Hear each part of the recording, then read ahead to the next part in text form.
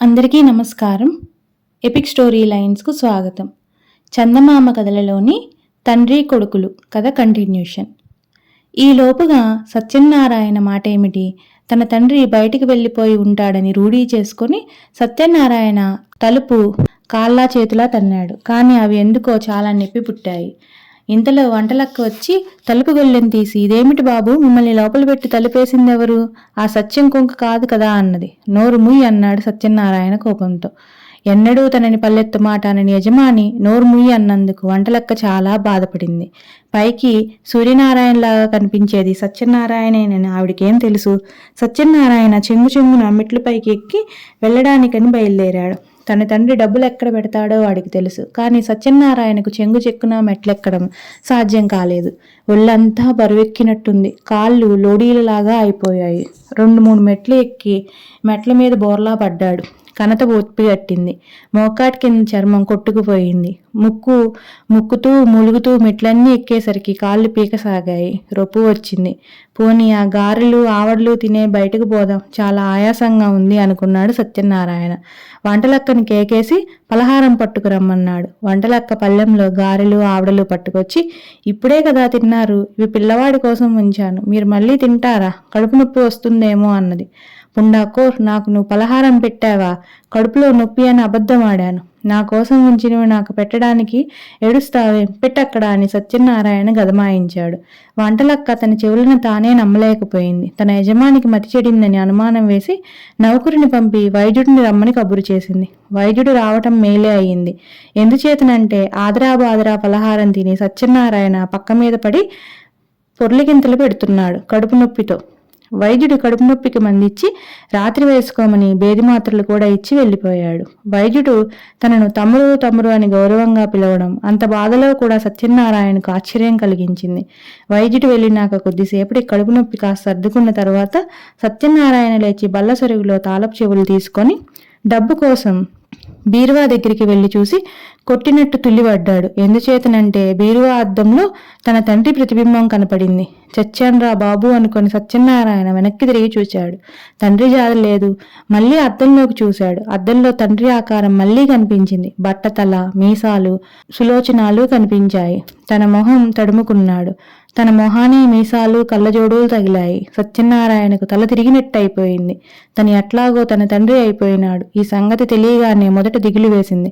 కానీ మళ్ళీ సంతోషం కూడా కలిగింది. ఇక తను బడికి పోనక్కర్లేదు, దెబ్బలు తినక్కర్లేదు. వీధి పడితే ఏది పడితే అది తినచ్చు, ఎక్కడికి పడితే అక్కడికి పోవచ్చు. డబ్బంతా తనదే. సంతోషంతో ఒక్క గెంతు వేయబోయి కుప్పుని కూలబడ్డాడు సత్యనారాయణ. ఇప్పుడు వాడికి మరో ఆలోచన కలిగింది. తను తండ్రిగా మారితే తన తండ్రి ఏమైనట్టు? ఈ ప్రశ్నకు సమాధానమల్లే మెట్ల మీద అడుగుల చప్పుడు వినపడింది. 8 ఏళ్ల బొట్టికాయ ఒకడు మెట్లెక్కి వస్తున్నాడు. తీరా చూస్తే ఆ మెట్లెక్కి వస్తున్నది తనే. తన తండ్రికి తన స్వరూపం వచ్చిందని సత్యనారాయణ గ్రహించాడు. తండ్రికి మంచి పాఠం నేర్పుదామనుకున్నాడు. బీరువా తాళపు చెవులు జేబులో దాచేశాడు. సూరయ్య పైకి వచ్చి తన ప్రతిబింబంలాగా నిలబడి ఉన్న కొడుకుని చూసి నవ్వసాగాడు. సత్యనారాయణకు నవ్వు రాలేదు, భయం వేసింది. మనం ఇట్లా ఎందుకైనామో నీకేమైనా తెలుసా అన్నాడు సూరయ్య. సత్యనారాయణ మొహం చిట్లిస్తూ నాకు తెలియదు అన్నాడు. పెద్ద చిక్కే వచ్చి పడింది. నువ్వే నేనని, నేనే నువ్వని మనం ప్రపంచాన్ని నమ్మించడం చాలా ఇబ్బంది అయ్యేటట్టున్నది. నేను బోలెడన్ని వ్యవహారాలు నడపాలి, డబ్బు వసూలు చేస్తూ ఉండాలి. నాకు చేతి నిండా పనులున్నాయి, ఊరి నిండా స్నేహితులున్నారు. ఈ పనులన్నీ ఈ అవతారంతో ఎట్లా చేయను? అందరి దగ్గరికి ఎట్లా వెళ్ళను? ఒకవేళ కష్టపడి నేను ఫలానా అని అందరికీ రుజువు చేసుకున్నా వాళ్ళు నన్ను మామూలుగా చూడరే, ఎట్లా అన్నాడు తండ్రి. కొడుకు మొహం చిట్లించి ఏమో నాకు తెలీదు అన్నట్టు నీ చదువు మాట ఏమిటి అన్నాడు సూరయ్య. చదువా? ఈ శరీరంతో వెళ్ళి నన్ను బళ్ళో కూర్చోమన్నావా? బాగుంది అన్నాడు సత్య. ఎట్లా ఏడుస్తుందిరా మరి? నువ్వు బళ్ళోకి వెళతావో మానుతావో, చదువుకోకపోతే నీ కర్మాన్ని నువ్వే పోతావు. నా వ్యవహారాలు నేను చూసుకోక తప్పదు అంటూ సూరయ్య దేనికోసమో డ్రాయర్ సొరుగులో వెతకసాగాడు. తన తండ్రి బీరువా తాళాల కోసం వెతుకుతున్నాడని సత్యం ఎరుగును, కానీ చూస్తూ ఊరుకున్నాడు. బీరువా తాళాలు చూడలేదు కదా అన్నాడు తండ్రి తలపైకి ఎత్తి కొడుకుని చూసి. నేను తీసి దాచానులే అన్నాడు సత్యం. నువ్వు తీసి దాచడం ఏమిటి నీ మొహం ఇట్లాతే అన్నాడు సూరయ్య. నువ్వు నాతో మర్యాదగా మాట్లాడడం మంచిది. ఇది వరకల్లా నన్ను ఏమీ తెలియని వాజు కింద కట్టేశావు. ఇక ముందు నాతో మర్యాదగా మాట్లాడకపోతే నేను ఊరుకోను, పట్టుకు తన్నేస్తాను. తన్నటం ఇక నా వంతు. నా మర్యాద మాట ఎట్లా ఉన్నా ఇంతవాణ్ణి నన్ను పట్టుకుని నువ్వు నీ మొహం నీ మొర అంటుంటే ఇంట్లో వంటలక్క దగ్గర నుంచి నా చెవులకు పిడకలు కట్టేస్తారు. నేను అది సహించను. నా చేతైనట్టు ఇంటి వ్యవహారాలు నేనే చూస్తాను.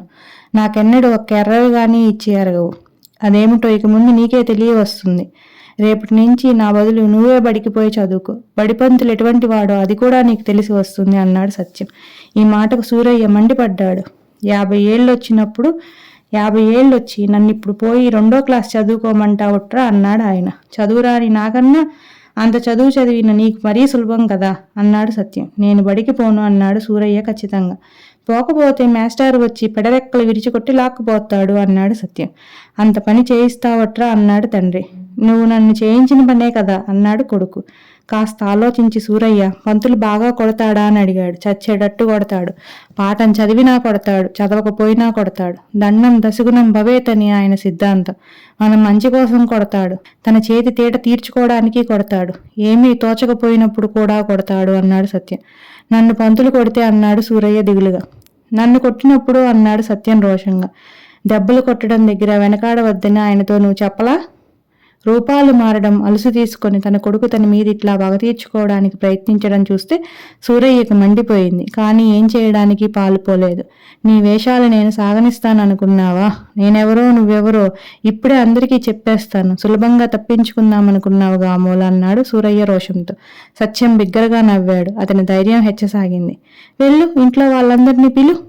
ఏం చెబుతావో చెప్పు. నువ్వు చెప్పిన నిజమంతా తోసేసి నేను చెప్పిన అబద్ధాన్ని నమ్ముతారు. ఆ సంగతి నువ్వే చూద్దువు గాని అంటూ సత్యం వంటలక్కని కేకెట్టి పిలిచాడు. వంటలక్క వచ్చింది. చూడు సీతారామమ్మ, నేను సూరయ్యని. అడుగో ఈడు సత్యం.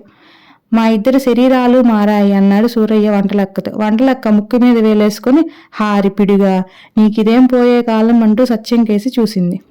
సత్యం వంటలక్కను చూసి నవ్వి సత్యం ఆకలేసి పైచాన పడ్డాడు. తీసుకుపోయి తిన్నని గారెలు ఆవడలు పెట్టు అన్నాడు.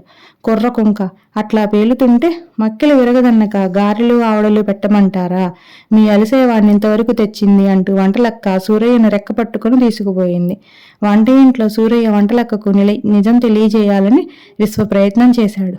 కానీ లాభం లేకపోయింది. ఆ తర్వాత ఇంట్లో పనిచేసేవాడితో కూడా మాట్లాడాడు.